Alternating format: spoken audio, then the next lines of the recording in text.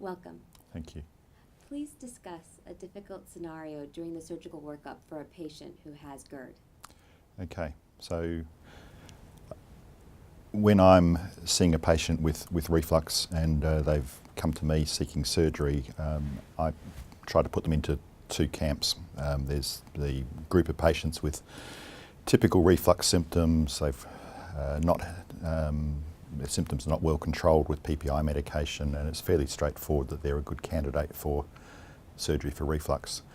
The other group of patients I see a lot of, or referred to me a lot, are patients with less typical symptoms.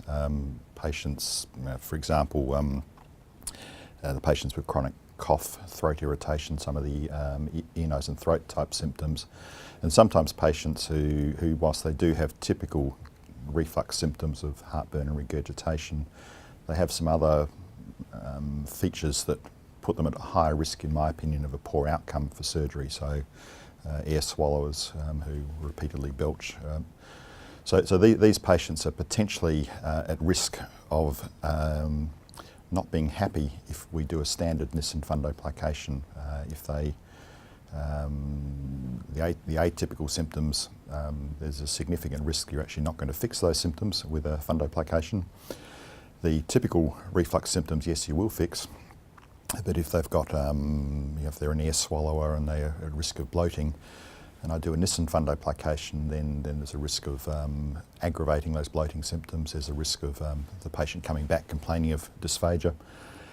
And once they come back, they're my problem for the rest of my career. So my strategy in this is to, apart from having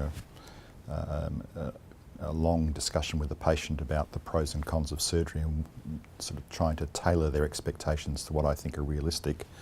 The other strategy is to perform a partial fundoplication, which has almost as good a success rate in terms of reflux control as the Nissen fundoplication, but a substantially reduced risk of dysphagia, a substantially reduced risk of flatulence and bloating type symptoms. So the principle that I try to follow is I try to minimise the risk of these patients getting a new problem. I hope I will fix what they present with, but I do not want to give them a new problem. Otherwise, they're going to be coming back to see me and complaining again and again and again.